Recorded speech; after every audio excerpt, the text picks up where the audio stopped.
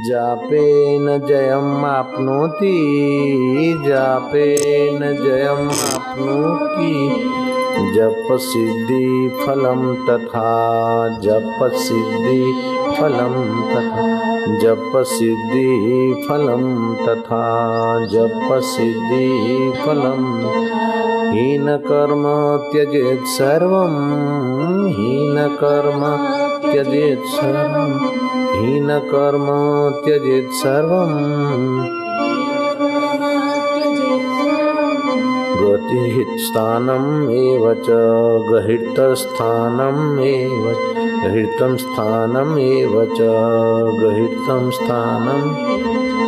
जप से जय प्राप्त होता है, भीतर विकारों पर जय और बाहर परिस्थितियों पर जय जप से प्राप्त होता है, तथा जप की सिद्धि रूप फल मिलता है।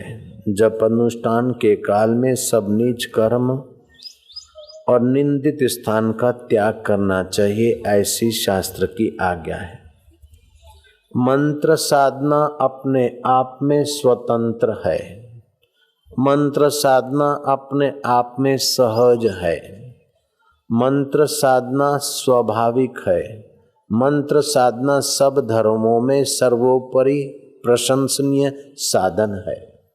चाहे बौद्ध धर्म हो, चाहे जैन धर्म हो, चाहे इस्लाम धर्म हो, चाहे अपना ये सनातन सत्य धर्म हो, सब में जप की महिमा है। भगवान ने तो यहाँ तक कहा है, यज्ञानाम जप यज्ञो अस्मि ही, यज्ञों में जप यज्ञ मैं हूँ।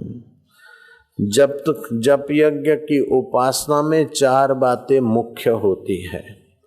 एक तो मंत्र जापक के अधिकार अनुरूप होना चाहिए, उद्देश्य के अनुरूप मंत्र के शब्द होने चाहिए। मानो मुझे तंदुरुस्त होना है तो रोग प्रतिकारक कण उभारने वाला मंत्र मेरे लिए अच्छा है। फिर श्रद्धा से तो भगवान का कोई भी नाम काम करेगा, लेकिन आरोग्य वर्धक मंत्र, मानो मुझे पाप नाश करना है तो जप की विधि अलग से है। राम राम राम राम राम राम, ये पाप नाश होगा। हरिओम हरिओम हरिओम हरिओम हरिओम, पाप नाश। हरिओम तो कार्य की सिद्धि, चाहे शांति चाहे भक्ति। और पिलूत जप करेंगे तो आत्म शांति की, परमात्मा प्राप्ति की साधना में वो जल्दी मदद करेगा। हर्स्व से पाप नाश, दीर्घ से सिद्धि और प्लुत से ईश्वर प्राप्ति। मंत्र तो वही है, लेकिन जप के हर्षो उच्चारण से पाप नाश, दीर्घ उच्चारण से कार्य सिद्धि, प्लुत उच्चारण से परमात्मा शांति की प्राप्ति।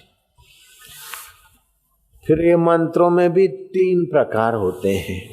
एक होते तांत्रिक मंत्र, वो थोड़ा बहुत करो और कुछ चमत्कार दिखाएंगे, लेकिन भविष्य उतना अच्छा नहीं। दूसरे होते साबरी मंत्र, वो शिवलोक तक की गति करा सकते। तीसरे होते वैदिक मंत्र, जिसमें ओम मिला होता है, या राम राम, ये सब वैदिक मंत्र है। भगवान राम दशरथ के घर आए, उसके पहले राम जी के पिता दशरथ, रघु राजा और दिलीप राजा भी भगवान राम का राम राम जपते थे। योगियों के हृदय में जो रमण कर रहा है उस चैतन्य का नाम राम है, जो रोम रोम में व्याप रहा है उस परमेश्वर का नाम राम है, जो जल में थल में सत्ता समान रूप है उस परमेश्वर का नाम राम है। तो ये सब वैदिक मंत्र हैं। तो साबरी मंत्र, तांत्रिक मंत्र से भी वैदिक मंत्र इस लोक और परलोक में भोग और मोक्ष देने की शक्ति रखते हैं। वैदिक मंत्र अपने आप जपते तो अच्छा है, लेकिन किसी महापुरुष के द्वारा जब गुरु मंत्र होकर मिलता है तो उसका प्रभाव इतना बढ़ जाता है कि आधी साधना तो दीक्षा लेने से ही पूरी हो जाती, बाकी तो अपने को आधा ही काम करना पड़ता और पूरा लाभ होता है। तो इस मंत्र दीक्षा को किसी गुरु के द्वारा पाने के लिए कबीर जी ने कोशिश किया कि रामानंद स्वामी से मंत्र दीक्षा मिले। रामानंद जैसे पहुंचे हुए आत्मरामी संत से मिलना और दीक्षा लेना कठिन, और उस समय तो जात पात का भेद था। पंडे और काशी के बड़े बड़े विद्वान तो मेरे को जाने भी नहीं देंगे, लेकिन मेरे को तो दीक्षा इन्हीं से लेना है। कबीर ने ठान लिया। देखा कि रामानंद स्वामी स्नान करने जाते गंगा किनारे। स्नान भी 5 प्रकार के होते। एक तो नींद में से उठे और बैठ गए कि मैं आत्मा हूँ, ब्रह्म हूँ, चैतन्य हूँ, परमात्मा का अविभाज्य अंग हूँ। माया और माया के कार्य ये शरीर और मन इंद्रियों तक है। मुझ चैतन्य में कुछ भी नहीं, मैं सार स्वरूप सत्ता मात्र हूँ। ये ब्रह्म स्नान है। श्री कृष्ण ऐसे ही ब्रह्म स्नान करते थे। नींद में से उठते थे, मैं अमर आत्मा ओम ओम ओम। रात को सोते समय जब जोर जोर से जप करके सोओगे तो सुबह ये ब्रह्म स्नान के विचार उत्पन्न होते हैं। मैंने करके देखा है, आप भी करके देखो, बहुत लाभ होता है। रात्रि की आखिरी घड़ियां भगवान का नाम जोर जोर से लेके फिर सो जाओ। फिर श्वास अंदर जाए, मंत्र और बाहर आए तो गिनती। फिर देखो आपका 6 घंटा रात का नींद का जो है ना वो भजन में बदल जाएगा। बिल्कुल पक्की बात है। अब तुम 6 घंटा तो समाधि नहीं कर सकते, 6 घंटा तो तप नहीं कर सकते एक आसन पे बैठ के, लेकिन सोते सोते 6 घंटे तुम्हारे भक्ति में गिने जाए, ये तो तुम जरूर कर सकते। और हम हाथ जोड़ के प्रार्थना करते कि ये तो आज से तुम चालू कर दो। ब्रह्म मुहूर्त में एक तो ब्रह्म स्नान करते बिस्तर पे बैठे बैठे, दूसरा ब्रह्म मुहूर्त में आकाश में तारे दिखते हों और सूरज उगने से 2.25 घंटा पहले जो स्नान है उसको ब्रह्म स्नान कहते हैं। लेकिन तारे दिखते हों और तभी स्नान कर ले तो ऋषि स्नान है।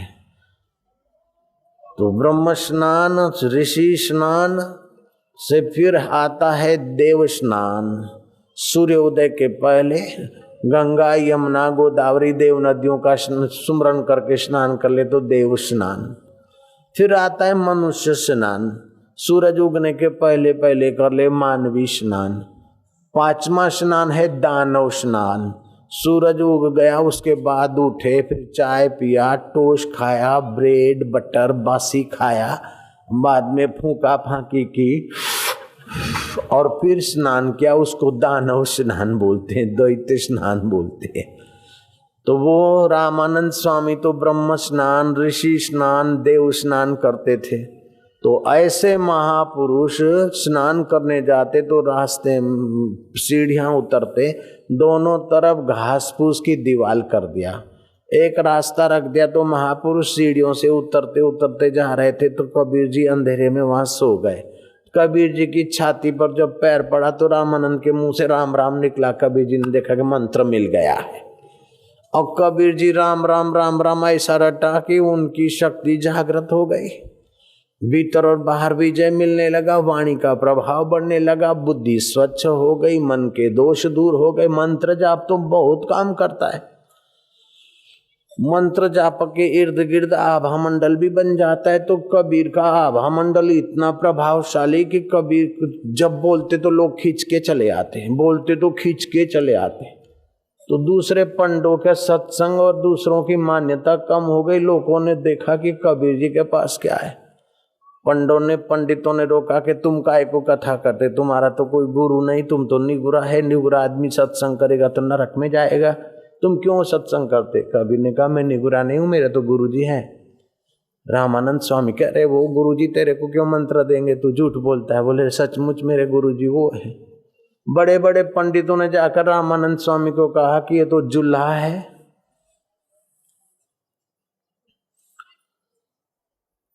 इनका तो जाति का भी पता नहीं। एक जुल्हा ने इनको पाला पोसा, नीरू जुल्हा, ये रास्ते से उठा के ले आए थे बालक को, क्या पता किसका बेटा, और तो उसको तुमने कैसे दीक्षा दिया। अब रामानंद स्वामी को तो पता भी नहीं था कि दीक्षा दिया हमने। रामानंद स्वामी ने कहा भाई मैंने तो कोई कबीर बबीर को दीक्षा नहीं दिया। अब लोग बोले गुरु सच्चा कि चेला सच्चा, सारे काशी में विवाद हो गया। रामानंद स्वामी ने कहा कि भगवान की चर्चा होने के बदले गुरु सच्चा चेला सच्चा, दीक्षा हुई नहीं हुई है झंझट में क्यों पड़ते हो। उसको भी बुला दो मेरे सामने तो हम देख लेंगे मिल दिया कि नहीं दिया। हाँ ना हो जाएगा। लोगों को भगवान के चिंतन से हटाकर राग द्वेष के चिंतन में लगाना तो पाप है। संसार की बात में लगे तो उसको संसार की बात से हटाकर भगवान की बात में लगाना तो पुण्य है, और किसी को झगड़े की बात में लगाना वो तो पाप है। तो सम्मेलन कर लो, चलो उसको मेरे सामने कर लो। तारीख पक्की हुई और रामानंद स्वामी के आश्रम में प्रांगण था, तो महाराज मंच पे बैठे, तो महाराज का जो प्रांगण था पूरा भर गया। कबीर जी को बुला के कटघरे में खड़ा कर दिया मुजरिम की जगह पर। और जो बड़े पंडित थे कि रामानंद स्वामी बोलते हमने दीक्षा नहीं दी, और ये जुल्हा कबीर बोलते हमारा गुरु रामानंद है। अब गुरु सच्चा की चेला सच्चा, उसलिए हम सब इकट्ठे हुए। बताओ कबीर जी तुम्हारे गुरु कौन है, कहाँ है?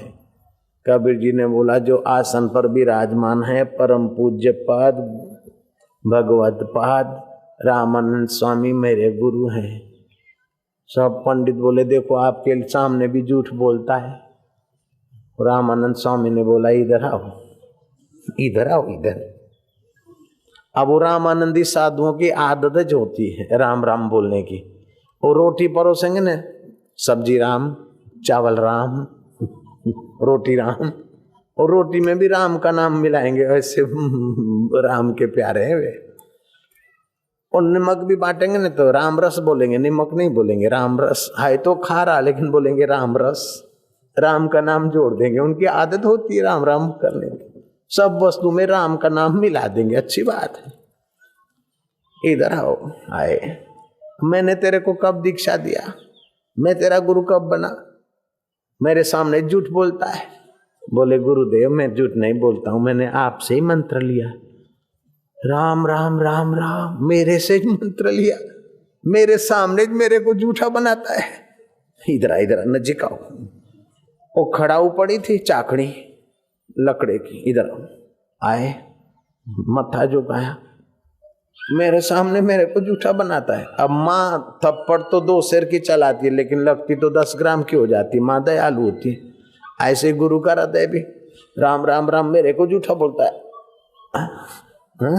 मेरे को झूठा, राम राम राम राम राम राम राम राम। कबीर जी बोलते गुरु जी वो दीक्षा कच्ची तो ये तो पक्की, वो झूठी तो ये तो सच्ची। मार खा के भी गुरु के मुख से मंत्र मिल गया, अब तो मैं तर गया। रामानंद स्वामी बोले कि पंडित तुम चाहे कुछ भी बोलो, ही कबीर सत्य पात्र मेरे को शिष्य मिल गया, तुम मेरे लिए कुछ भी बोलो, ये मेरा शिष्य है, मैं इनका गुरु हूं, हो गया। अब कबीर जी राम राम राम राम रटते रटते रटते रटते वैखरी में से मध्यमा, मध्यमा से पशंती, पशंती में से परा में पहुंचे और कबीर जी को समर्थ संत बन गए। जापक 4 प्रकार के होते हैं। एक तो मंत्र की महिमा सुनते ना कि भगवान का मंत्र लेने से पाप दूर होते, भगवान का नाम जपने से शांति मिलती है, भगवान का नाम जपने से परलोक सुधरता है, भगवान का नाम जपने से विकार क्षीण होते हैं, भगवान का नाम जपने से बरकत पड़ती है, भगवान का नाम जपने से आयु आरोग्य पुष्टि मिलती है, भगवान का नाम जपने से कुल खानदान तर जाते। ये महिमा सुनकर कोई लोग जपते, लेकिन मन में श्रद्धा बिरधा ज्यादा नहीं होती, और जप लिया, देखे होता है कि नहीं होता है, देखे होता है कि नहीं होता। ऐसे जो जापक है ना, माला तो जपेंगे, और जरा देखना मैं आता हूँ, जरा चाय चाय देखो, चाय डुल रही, अरे छोरा चुप रहो, मैं जप करता हूँ। हम कल गए थे सब्जी लेने, लेकिन फिर वापस आए। और ये मंत्र जपता है कि बातें करता है, इसको बोलते 4th क्लास जापक, 4थे नंबर का जापक। नहीं करते उससे वो अच्छा है, लेकिन है 4 नंबर का गाली, 4th क्लास। उससे वे लोग अच्छे हैं कि जो मनमाना नहीं करते, किसी गुरु संत के मुख से सुनकर फिर अपना नियम करके, नियम से 10 माला रोज, मतलब 1000 बार भगवान का नाम जपते या 500 बार, वो 4th क्लास से वो अच्छे। लेकिन समझो 10 माला हुई, मानो ड्यूटी पूरी हो गई, बोझा उतर गया, नियम पूरा कर लिया, हाश हाश, माना जैसे नौकरी से आते ना, हाश छुट्टी हो गई, वो थर्ड क्लास जापक, लेकिन वो जप करते करते करते उनमें भी पुण्य बढ़ता है, फिर रस आने लगता है। 10 मालाएं हो गई, कभी 11 हो गई, कभी 12 हो गई, फिर जप करके बैठे, बड़ा अच्छा लगता है। थोड़ा पुस्तक पढ़ा, फिर जप किया, फिर भोजन करते भगवान का नाम लिया, सोते समय श्वासोश्वास गिनकर लिया। वो सेकंड क्लास जापक, उनका आयु आरोग्य और पुष्टि का अनुभव होता है। ऐसों को अंदर की प्रेरणा भी होती है, कभी कभी हास्य होता है, कभी कभी रुदन होता है, कभी कभी देवी देवताओं के दर्शन होते, कभी अंतर प्रेरणा होती। सेकंड क्लास जापकों को आध्यात्मिक हाईवे मिल जाता है, उनके जीवन में कई अनुभव होने लगते। अपने आश्रम में कई देश परदेश के लोग आते हैं। मिस्टर नॉर्म कनाडा का विज्ञानी मेरे पास आया। मैं क्या, तुम्हारा उस समय अमेरिका का राष्ट्रपति रेगन था। मैं क्या, रेगन के पास जो कुछ है वो कुछ भी नहीं, भारत के संतों के पास एक दृष्टि डालते वो दे सकते जो रेगन का बाप भी नहीं दे सकता है। बोले आई बिलीव, मैं विश्वास करता हूँ। मैं क्या, ठीक है तो बैठो। तो ध्यान योग शिविर में बैठा और उसको थोड़ा ये मंत्र दीक्षा विक्षा मिली और लग गया, तो उसको अनुभूतियां होने लगी। साल में 1-1, 2-2 बार आने लगा। मैं क्या, इतना खर्चा, लाखों रुपया खर्चा होता है तुम्हारा डॉलरों का, रुपयों में। Very cheap for us, very cheap for us, बहुत सस्ता है हमारे लिए। तो सेकंड क्लास का जापक होता है ना, उसको बड़ा रस आता है। उसके लिए फिर संसार का ऐश आराम और संसार की चीजें कोई ज्यादा महत्व नहीं रखती। उसके पास तो थोड़ी बहुत रिद्धि सिद्धि वचन सिद्धि ये भी आने लगता है। लेकिन सेकंड क्लास जापक से भी उत्तम क्लास का फर्स्ट क्लास जापक तगड़ा है। वो जपते जपते जपते मंत्र के अर्थ में उसका चित्त एकाकार हो जाएगा। जैसे लहर शांत हो जाए तो पानी है, लहर को पता हो जाए मैं पानी हूँ, ऐसे ही उसको पता हो जाता है कि मैं ब्रह्म स्वरूप हूँ, मैं भगवान से अलग नहीं था, भगवान के साथ मेरा कभी भी योगज नहीं था। ऐसा भगवान का नाम लेते ही उसकी स्मृति ऐसी हो जाती। ऐसा उत्तम प्रकार का जापक अगर एक मिल जाए और उसके साथ 1 लाख आदमी, 1.5 लाख आदमी, कितने हो, 1.5 है, 2 है, तुम ही गिन लो। उत्तम प्रकार के जापक के साथ 1, 1.5, 2 लाख आदमी मिलके भी कीर्तन जप करेगा तो उत्तम प्रकार के जापक एक व्यक्ति के प्रभाव में लाखों लाखों आदमियों को वो संक्रामक वाइब्रेशन, जैसे महामारी अथवा हैजा संक्रामक रोग के कीटाणु फैल जाते, ऐसे ही उत्तम जापक की आंखों से जो आध्यात्मिक ओरा निकलती है, उत्तम जापक के मुख से जो आत्मा को छूकर वाणी निकलती है, उत्तम जापक महापुरुष को छूकर उनके शरीर से जो ओरा निकलती है वो वायुमंडल को पवित्र कर देती है और पापी के पाप हर लेती है। कितना भी चंचल हो फिर भी उत्तम प्रकार के जापक महापुरुष के सत्संग में आके बैठे, उसके पाप मिटने लगते और उसका पुण्य उभरने लगता है। उसको शांति, आनंद और माधुर्य मुफ्त में मिलता है। उसका 10 गुना भजन ऐसे ही हो जाता है।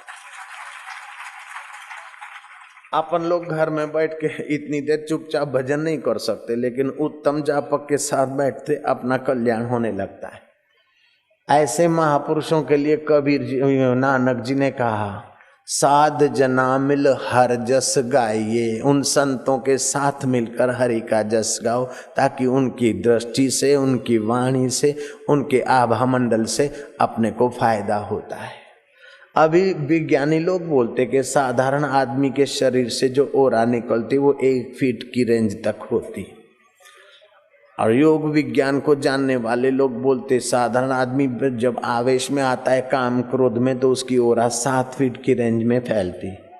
लेकिन जो महापुरुष हैं, उत्तम जापक है, उनकी ओरा 50-50 गज चारों तरफ, मतलब 150 फीट का व्यास बन जाता है। वो जहाँ होते न तो वो ओरा फैल जाती, और वो जब विशेष संकल्प करे तो ब्रह्मलोक तक उनके संकल्प की ओरा वो फैला सकते।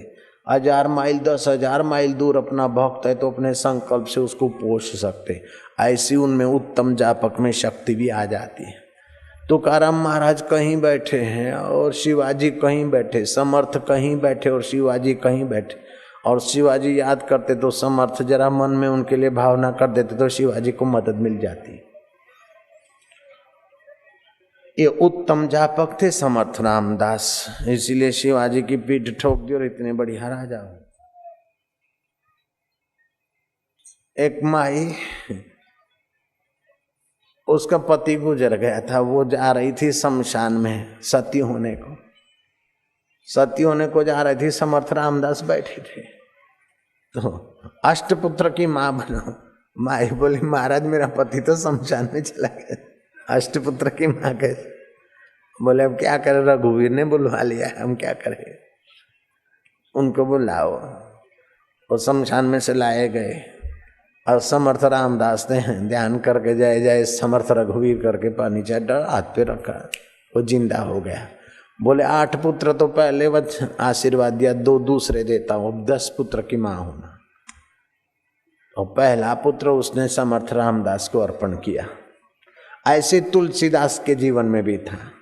तुलसीदास भी बैठे थे और माई सती होने को जा रही थी, तो तुलसीदास जी को पता नहीं था, महाग भरा था, तिलक था, चूड़ियां थी, तो सुहाग के तो लक्षण थे। तुलसीदास ने कहा सदा सुहागिन। बोले महाराज मेरा सुहाग तो शमशान में है, आप बोलते सदा सुहागिन। तुलसीदास ने बोला जब भगवान ने बुलवा लिया तो उसको लाओ। लाए और तुलसीदास ने सिर पर हाथ रखा, वो जिंदा हो गया। तब से कहावत चली, तुलसी मुआ मंगाए के, तुलसी मुआ मंगाए के, सिर पे मेला हाथ, सिर पर मेला। तुलसी मुआ मंगाए के, तुलसी मुआ मंगाए के, सिर पर मेला हाथ, सिर पर मेला हाथ। हम तो कछु जाने नहीं, हम तो कछु जाने नहीं, तुम जानो रघुनाथ, तुम जानो रघुनाथ, तुम जानो रघुनाथ, तुम जानो रघुनाथ। उत्तम जापक महापुरुष के द्वारा भगवान की शक्ति कैसे कैसे काम करती। असंभव को भी संभव होना पड़ता है। तो मंत्र जाप, यहाँ शास्त्र कहते हैं जापे न जयम मापनोति, जप सिद्धि फलम तथा हीन कर्म त्यजित सर्वम गृहीत स्थानम एवच। जप से जय प्राप्त होता है तथा जप की सिद्धि रूप फल मिलता है। जप अनुष्ठान के काल में सब नीच कर्मों का त्याग और नीच स्थान का त्याग करना चाहिए। तो जप में 4 बातें मुख्य है। एक तो मंत्र अपने पसंद का हो, सबको एक का एक मंत्र दे देना वो अच्छा है, जो देते हैं हमारा विरोध नहीं है। लेकिन 8वीं 9वीं 5वीं 7वीं 12वीं और PhD सब विद्यार्थी एक कमरे में और सबको 8वीं पढ़ाओ तो जो हाल होता है ऐसा ही हाल होता है कि सबको एक प्रकार का। उनका पंथ तो चलता है लेकिन उसमें बड़े बड़े सिद्ध पुरुष नहीं होते। नारद जी देते थे कि सामने वाले की जैसी पात्रता ऐसा मंत्र। बालिया को मरा मरा दिया, ध्रुव को ओम नमो भगवते वासुदेवा दिया, राजा को नमः तस्यै दिया। तो इस प्रकार जापक के अधिकार के अनुरूप शब्द की व्यवस्था हो, ये एक बात। दूसरी बात जपने वाले की श्रद्धा हो। तीसरी बात जपने वाले की जितनी एकाग्रता उतना पावर ज्यादा आएगा। चौथी बात जपने वाले का जितना संयम उतना ही मंत्र की शक्ति ज्यादा विकसित होगी। आदमी तो वो ही है, IAS होकर आया है, उसकी सिग्नेचर की ज्यादा वैल्यू नहीं है। उसके पास जो रुपया पैसा है उसी की सिग्नेचर वो कर सकता है। लेकिन वो IAS है, लेकिन सरकारी नौकरी में पोस्टिंग हो गई, कलेक्टर बन गया, तो उसकी सिग्नेचर डिस्ट्रिक्ट तक चलती है। और वही IAS है और धीरे धीरे CM हो गया तो उसकी पूरे प्रांत राज्य में चलती। वही लड़का IAS है और मोरारजी भाई देसाई IAS थे, वो प्राइम मिनिस्टर हो गया तो पूरे देश में उसकी सिग्नेचर की असर पड़ती थी। लेकिन वहां तो प्राइम मिनिस्टर पद से नीचे आना पड़ता है। यहाँ तो जिसने ब्रह्म परमात्मा के साथ एकता कर ली, उसके महापुरुष के द्वारा जो मंत्र मिलता है वो पूरे ब्रह्मांड में उसकी असर होती है, मरने के बाद भी उसकी असर होती है। गुरु के दिए हुआ मंत्र मरने के बाद भी अपना पीछा नहीं छोड़ता है। जैसे पाप और पुण्य मरने के बाद भी पीछा नहीं छोड़ते, ऐसे ब्रह्मवेता गुरु के द्वारा मिला हुआ दीक्षा में गुरु मंत्र मरने के बाद भी अपना पीछा नहीं छोड़ता, कल्याण करता है। एक ब्रह्मचारी से गलती हो गई, गुरु को चमार के घर की भिक्षा खिला दी गुरु ने। क्रुद्ध होकर श्राप दिया कि तू मेरा भजन बीजन बिगाड़ दिया, जा तेरे को एक जन्म चमार के घर लेना पड़ेगा। वही ब्रह्मचारी रघु चमार के घर जन्मा और उसका नाम रहीदास रखा गया। 10 साल की उम्र में तो तुलसीदास जी महाराज उसको मिलने गए थे। रहीदास 10 साल के थे तब, और रहीदास के पास गई मीरा, तो मीरा को मंत्र दीक्षा मिली और मीरा ने बराबर जब तब किया तो मीरा भी दुनिया को अब बताने की जरूरत नहीं कि मीरा कितनी महान हो गई। तो मौत भी रहीदास के अगले जन्म के मंत्र दीक्षा पर दबाव नहीं डाल सकी। हमने आपने सुना होगा कि रहीदास अगले जन्म के भक्त थे, नामदेव महाराज अगले जन्म के भक्त थे, अष्टावक्र महाराज अगले जन्म के योगी थे, वामदेव महाराज अगले जन्म के योगी थे। तो अगले जन्म की हुई भक्ति इस जन्म में बचपन में ही उसकी शक्ति दिखती है, लेकिन अगले जन्म का कोई डॉक्टर हो तो बचपन में ABCD फिर से उसको सीखनी पड़ती है, 1 2 3 4 5 फिर से ही गिनता पड़ता है। अगले जन्म का उद्योगपति हो फिर से उसको पढ़ना पड़ता है। अगले जन्म का इंजीनियर हो तो कोई सर्टिफिकेट की वैल्यू नहीं, लेकिन अगले जन्म की हुई भक्ति आपका पीछा नहीं छोड़ता। अगले जन्म का किया हुआ जब तब आपको बेनिफिट मिलता है। जैसे गुजरात में 9वीं पढ़ा हुआ तो यहाँ फिर 10वीं इस क्लास में आ जाएगा। महाराष्ट्र में 10वीं पास किया और वो मध्य प्रदेश जाता है बदली होकर, तो बच्चे को 11वीं में प्रवेश मिल जाता है। ऐसे अगले जन्म में या इस जन्म में जितनी भक्ति की, वहां से फिर समझो मर भी गए तो स्वर्ग में वर्षों तक रह के फिर दूसरे जन्म में वहीं से शुरू होता है जहां से छोड़ा।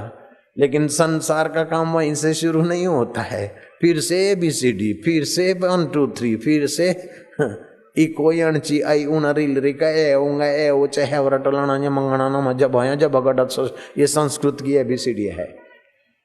अलफम बे बल्ला पे बल्लो बे बकरी पे उल्लू से तारों से ठुंडे समुद्र से सब थे तंबो, फिर से शुरू करना पड़ता है। तो मंत्र दीक्षा का बड़ा प्रभाव है।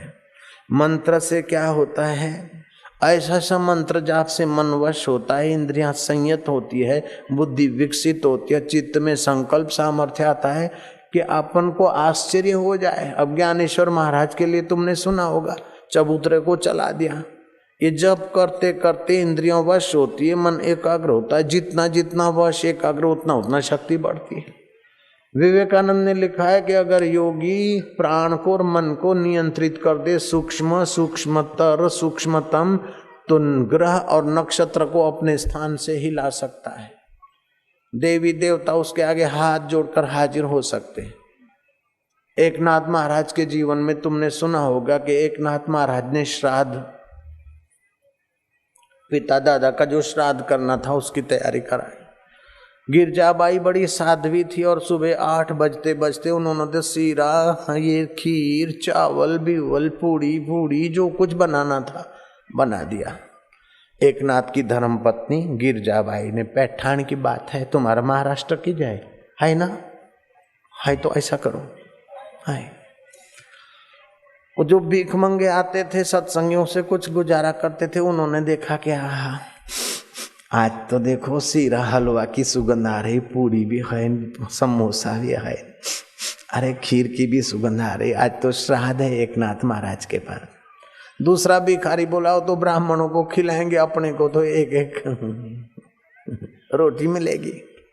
दूसरे ने बोला नहीं, अपने को भी यार समोसा मिलेगा। बोलो मिला तो एक समोसे से क्या होता है, अपन अपने भाग्य में कहाँ भरपेट भोजन ऐसा। वो दयालु संत सुन गए एकनाथ महाराज, गिरजा इकड़िया, गिरजा ली। गिरजाबाई आई, बोली ये जो भोजन तुमने इतना जल्दी बनाया है, अगर ये भोजन सब भिखारियों को खिला दें तो 11-12 बजे तक ब्राह्मणों के लिए वैसे का वैसा बन जाएगा। बोले नाथ आप चिंता ना को करा, चिंता मत करो, मैं कर लूंगी। सारे भिखमंगों को भोजन करा दिया और भिखारी तो बड़े संतुष्ट हुए। वो संत थे जो पानी भर के रामेश्वर के लिए जा रहे थे और गधे को प्यासा देखकर बोले ये मेरा रामेश्वर है। ऐसे संत थे एकनाथ महाराज, कोई साधारण आदमी थे क्या? ऐसे महान संत हो गए। महाराष्ट्र के लोग भाग्यशाली है, जिस जाति में ऐसे संत होते वो जाति तो धन्यवाद है, उसको तो प्रणाम है। जाति की शान संत होते हैं, जाति की शान खून पीने वाला नेता नहीं होता है। हाँ, लाल बहादुर जैसा नेता है तो उसका तो शान होता है, बाकी तो पैसे खूंच खूंच के परदेश में रखे। ऐसा नेता तो क्या देश के लिए, जाति के लिए।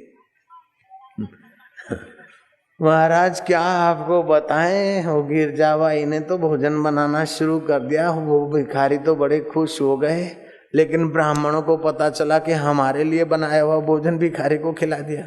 ब्राह्मणों ने आपस में इमरजेंसी मीटिंग लिया और एक नाथ जी महाराज को नाथ बाहर कर दिया। अरे हमारा इज्जत गया, फलाना गया, ढिंगना गया। कोई भी एक नाथ जी के यहाँ श्राद्ध नहीं खाएगा, श्राद्ध नहीं खाएंगे तो उसके पितर नरक में पड़ेंगे, वो दुखी होगा। बहुमति से ठहराव कर दिया, लेकिन कोई दक्षिणा के लोभ में खाने चला जाए तो क्या करेंगे? 2 डंडे वाले जुआन ब्राह्मणों को रख दिया एक नाथ जी के द्वार के आगे। जैसे ऑटो रिक्शा वाले हड़ताल करते ना, तो दूसरा कोई ऑटो रिक्शा चलाता तो उसकी भी बंद करते। ट्रक वाले हड़ताल करते तो दूसरी ट्रक को भी रोक देते ना, ऐसे दूसरा कोई ब्राह्मण जाए तो उसको भी रोक देंगे।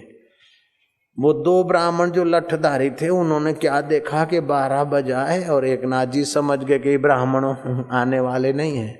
तो एक नाथ जी महाराज ने आचमन लिया, पद्मासन पर बैठे, धारणा शक्ति करके मंत्र विंत्र जप कर, जो श्रीमाली ब्राह्मण थे, फलाने ब्राह्मण थे, उनका बाप मर गया, जिसका दादा मर गया, परदादा मर गया, उन सभी ब्राह्मणों को पितरलोक से बुलाया, आह्वान किया। हाँ, वो सभी ब्राह्मणों को भोजन कराया। जब भोजन करा उनके बाप दादे परदादों ने, और जब भोजन करके नमः पार्वती पतये हर हर महादेव, ब्राह्मण जब भोजन करे लड्डू और फिर खुश हो जाए तो इतना तो बोलेगा, ये ब्राह्मण की पहचान है। नमः पार्वती पतये हर हर महादेव। और लड्डू खाते खाते भी ब्राह्मण तो श्लोक बोलते हैं। नित्यावसाने नटराज राजो ननाद डंकम नव पंचवारम ऊर्धातु कामासन का दिसिद्धा नेतादि महर्षे शिव सूत्र जालम। नमः पार्वती पतये हर हर महादेव। तो सारे ब्राह्मण भोजन करके जब नमः पार्वती करके गए तो वो देखते कि अरे ये तो हमारे मुखिया का बाप है, वो तो बोले दादा है, वो बोले इसका काका है, वो बोले इसका मामा है। अरे ये तो हम तो नहीं गए, तो हमारे बाप दादे तो उनके पास आ रहे। जाके पैठान में बोला कि हम ही नहीं गेले, हमसे बाप दादे सगड़े ले आए, तुम्हें काहे नाती बार करते हैं इनको। तो ये सारे ब्राह्मणों ने देखा कि एक नाथ के पास मंत्र की सूक्ष्मता ऐसी है कि पितर लोग के पितरों को भी बुला सकते हैं। फिर एक नाथ जी से माफी भी ली। तो कोई सवाल कर सकता है कि बाबू जी हमारा बाप मर गया, दादा मर गया, उसको 50 साल हो गए, तो अभी पितर लोक में कैसे होगा? भाई आपका 1 साल होता है तब पितर लोक का 1 दिन होता है। आपके 100 साल होता है तो पितर लोक के 100 दिन 3 महीने जो है, 3 महीने 10 दिन। तो बोले हमारा बाप दादा तो मर गए और कोई जन्म लिया होगा, फिर हम श्राद्ध करेंगे तो उनको कैसे मिलेगा? जन्म लिया होगा तो जहाँ होगा उनको सुविधा होगी। बोले हम तो भोजन यहाँ कराते तो उधर कैसे पहुँचेगा? ये भी सवाल कर सकता है आज का थोड़ा नास्तिक आदमी। हम तो इधर लड्डू बिड्डू खीर बीर खिलाते और हमारा बाप तो मर गया, वो खीर कैसे खाएगा? भाई देखो, ये शरीर तो मर गया, सूक्ष्म शरीर होता है, वो भावना की प्रधानता से होता है। तुम यहाँ रुपए जमा करते तो अमेरिका में डॉलर बन जाता है, तुम यहाँ रुपए जमा करते हो तो केन्या में केन्या की करेंसी बन जाती है, यूरोप में पाउंड बन जाता है, दुबई में द्राम बन जाता है, और दुबई वाला द्राम तुम्हारे लिए जमा कराए तो इधर रुपया बन जाता है। जब मनुष्य की सरकार करेंसी बदल सकती है तो भगवान की सरकार में ये ताकत नहीं है कि यहाँ का पदार्थ उस लोक के अनुसार बदल के उनको मिल जाए। मान लो कि चलो उस लोक में हमारा बाप दादा नहीं है, मेरा बाप मरकर घोड़ा हो गया, मान लो हुआ नहीं है, लेकिन थोड़ी देर मान लो, तुम्हारा बाप घोड़ा बोलो तो अच्छा नहीं लगता है ना।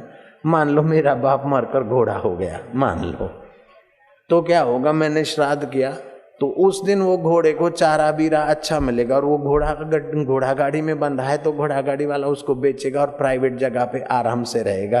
वो मेरे श्राद्ध के फल से उसका मन चेंज हो जाएगा, उनको बेनिफिट मिलेगा। ऐसे मेरा बाप सचमुच में, जो मेरा बाप मर गए ना, वो कौन सी जगह पर मनुष्य है मैं जानता हूँ, और जिन दिन में श्राद्ध करता हूँ तो उसको बेनिफिट मिलता है वो भी मैं देखता हूँ, और हिंदुस्तान में ही है वो। नारायण हरि नारायण हरि नारायण।